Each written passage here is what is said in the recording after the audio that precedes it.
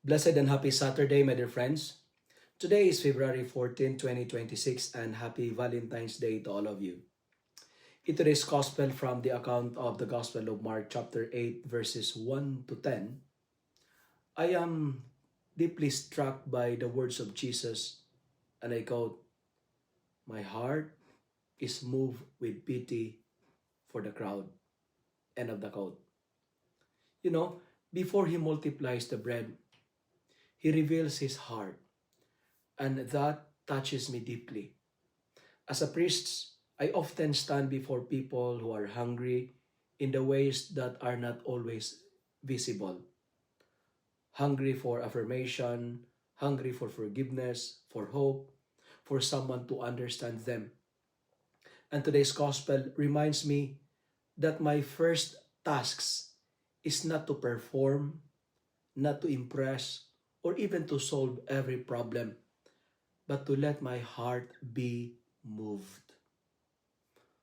On this day, on this Valentine's Day, when the world celebrates love with beautiful gestures, I am reminded that the most authentic love I can offer is compassionate presence. The kind that notices who is tired, who feels alone, who quietly sits at the back, carrying unseen burdens and problems. And there are moments in my life when I feel like the disciples, aware of the great needs around me and conscious of my own limitations.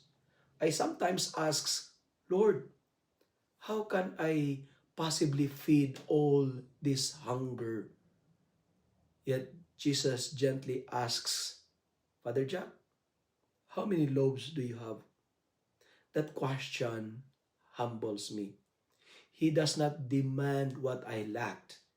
He invites me to surrender what I have, like my time, my voice, my prayer, even my weaknesses.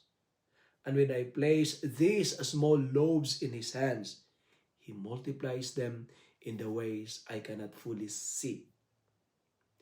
Valentine's Day, then, becomes more than romance. It becomes an invitation for me to love as Christ loves. That is, love compassionately, generously, and trustingly.